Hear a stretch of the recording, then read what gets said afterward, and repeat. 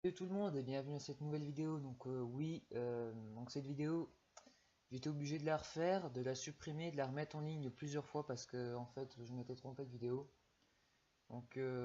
Là c'est la cinquième vidéo concernant mes achats récents de films d'horreur.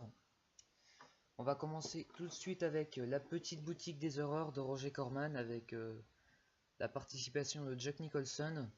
Jack Nicholson, c'est un de ses tout premiers rôles au cinéma. Donc voilà, super bon film, franchement j'ai beaucoup apprécié. Voilà un très bon petit film. Donc c'est une comédie fantastique et épouvante. C'est assez spécial, franchement, c'est assez spécial. Et pour ceux qui l'auraient pas encore vu, je conseille. C'est très sympa. Vraiment, ça reste à voir moi une fois dans sa vie. C'est très sympa. Voilà, voilà, comme c'est marqué là, un inhérent chef-d'œuvre d'humour noir. Donc vraiment, il est sympa. Il n'y a pas la VF dedans, hein, c'est sous-titré français.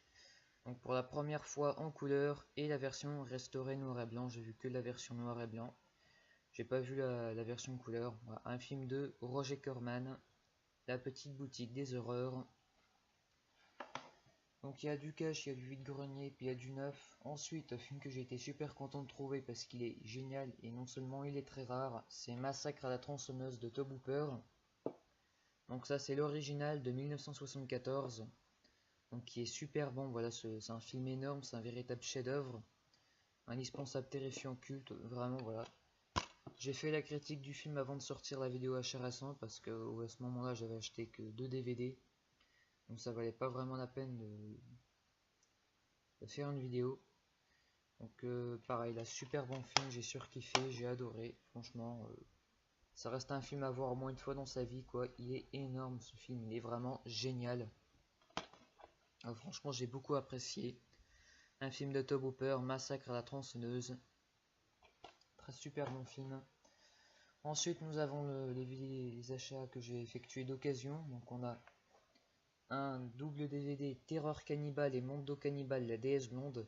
Terreur Cannibale, un film à petit budget produit par l'association française Eurociné qui produit des films de série B, des films de cinéma bis. Et Mondo Cannibale, la déesse blonde, un film de Jess Franco, mon réalisateur de films préféré. Donc voilà, deux super bons films que je cherchais depuis hyper longtemps. Donc Terreur Cannibale, je le voulais depuis hyper longtemps. Donc je vais enfin pouvoir je l'ai enfin rayé de ma liste et donc très content. Donc c'est un film, il faut vraiment être adepte de films à petit budget, hein. Et Mondo Cannibal, la déesse blonde également, franchement j'ai adoré les deux. Ouais, les deux sont excellents franchement. Et pour ceux qui auraient vu aucun des deux, foncez les voir. Là, je suis très friand de vieux films d'horreur des années 80, des années 70, années 60.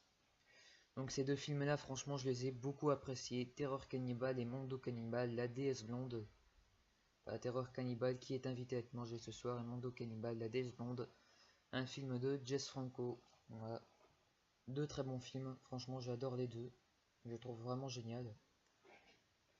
On continue avec un film qui est beaucoup trop mal critiqué, beaucoup trop mal jugé. Donc pour ceux qui auraient vu la vidéo que j'ai supprimée, vous connaissez mon avis dessus. Le lac des morts vivants de Jean Roblin avec la participation de Jess Franco. C'est un vieux film d'horreur des années 70 là pareil. Je comprends pas les critiques négatives hein, ni les gens qui disent que ce film est une merde, qu'il est chiant ou quoi que ce soit d'autre. Personnellement j'ai beaucoup aimé franchement. Là pareil, il faut vraiment être très adepte de films de série B, de films à petit budget. C'est un film à faire avec un budget très restreint, très maigre.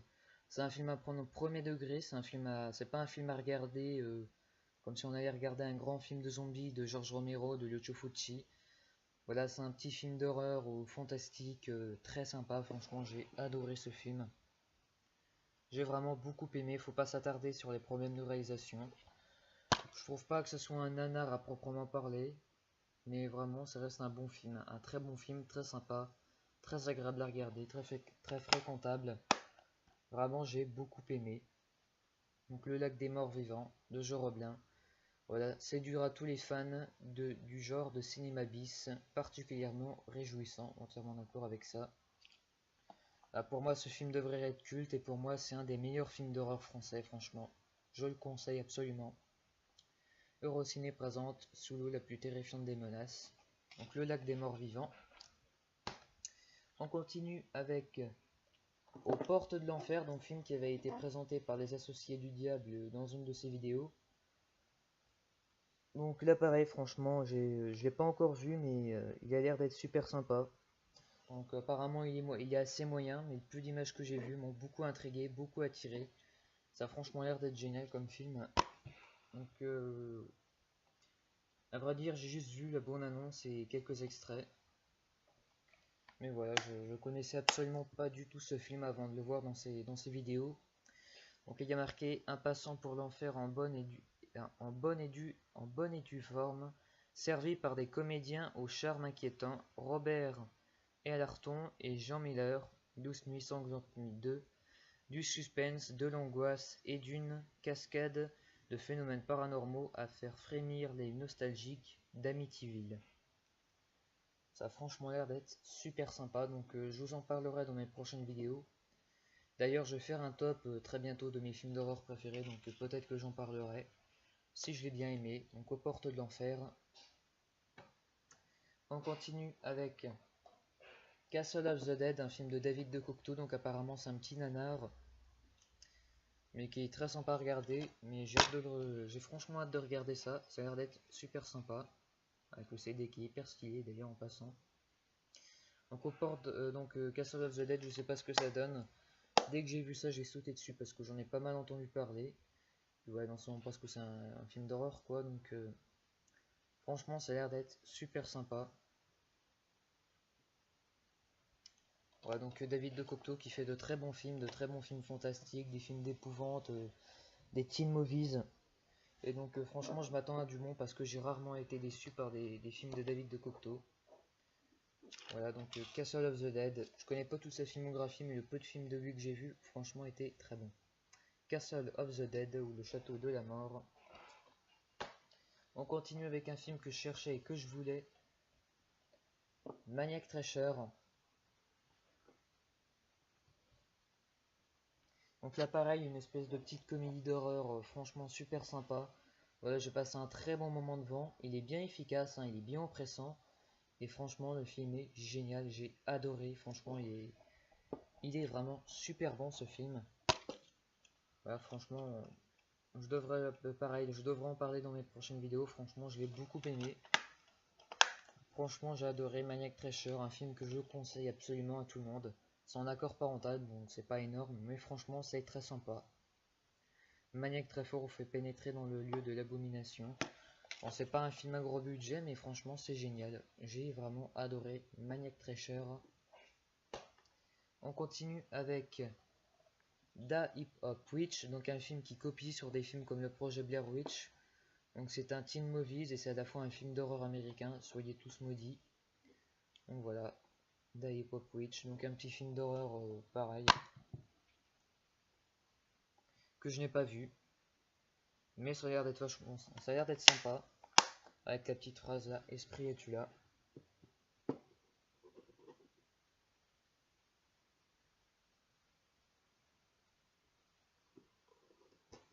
Ouais, donc Da Hip Hop Witch, ça a l'air d'être sympa. Ensuite, film que j'ai acheté dans un magasin discount, donc là c'est pas du grenier. C'est Red Blooded American Girl, donc un film de vampire qui était assez sympa. Voilà, c'est bien barré, c'est assez sympa, franchement, je conseille. Pour tous les fans, voilà, de films un peu fantastiques, gore, ou de films un peu sanglants. C'était sympa. Voilà, je m'attendais pas du tout à ça avant de le voir. Je l'ai trouvé à 2 euros, donc c'était pas cher, donc je l'ai pris. Pour le prix, voilà, 2 euros, on va pas ne pas le prendre. Donc les images derrière sont vachement trash quand même. Je m'attendais à ce que ce soit hyper gore, mais non, pas tant que ça en fait. C'est plutôt soft comme film. C'est un film à petit budget, mais franchement qui est sympa. Voilà. Red Blooded American Girl, soit l'américaine qui saigne rouge, je pense. Voilà.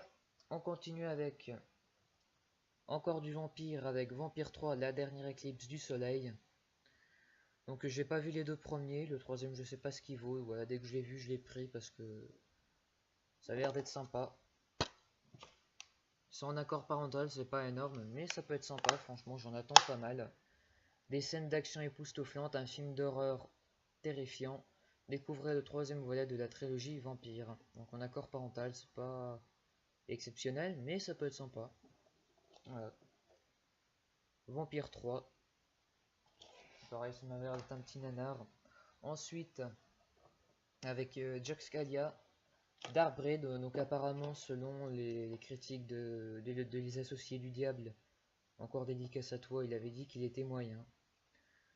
Mais j'ai eu pas mal d'échos positifs qui disaient qu'en fait il était sympa, qu'il était efficace.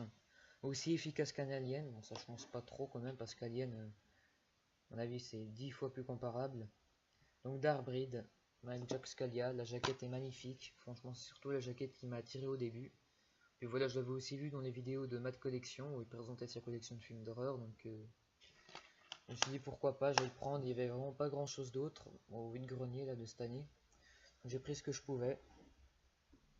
Enfin, du moins ce qui m'intéressait. Donc voilà, Darbreed.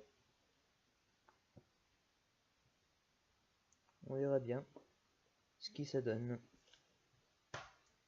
Ensuite, avec Kenny Reeves en édition collector double DVD, Constantine. Donc franchement dans une super belle édition. C'est pour ça que je l'ai pris aussi à départ. Hein. C'était surtout pour l'édition qui était vraiment magnifique. Donc il y a un beau fourreau avec. Voilà. C'est interdit au moins de 12 ans, c'est pas énorme.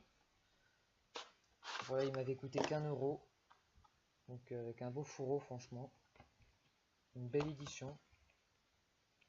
Donc pour 1€, je ne l'ai pas refusé. Et donc le DVD en lui-même, voilà, édition collector de DVD de Constantine. Avec Keanu Reeves, un film fantastique. Bon, c'est aussi un peu horreur ou épouvante, hein, je pense, vu que c'est avec des démons. Donc voilà, donc une très belle édition, et franchement celui-là j'étais content de le trouver. Constantine, dans une très belle édition. Voilà, je verrai bien ce que ça donne. Constantine avec Keanu Reeves. Et on termine, enfin on continue avec, toujours dans le fantastique, le drame et l'épouvante. Donc c'est un film expressionniste nu en noir et blanc. Le cabinet du docteur Caligari. Donc un vieux film d'horreur des années 1920. Donc il est hyper connu celui-là.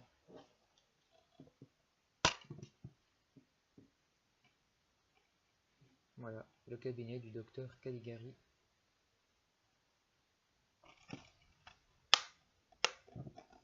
Voilà, donc pareil, celui-là apparemment aussi, il est bien. Franchement, c'est un bon film apparemment, donc j'ai hâte de me regarder ça. C'est un des tout premiers films fantastiques quand même, donc c'est assez culte. Le cabinet du docteur Caligari.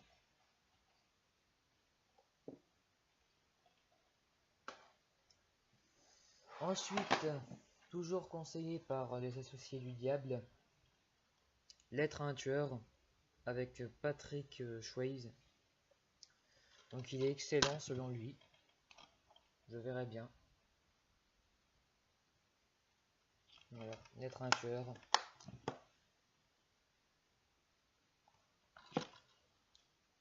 Pareil là, si quelqu'un d'autre connaît ce film, dans les commentaires, dites-moi ce que vous en avez pensé.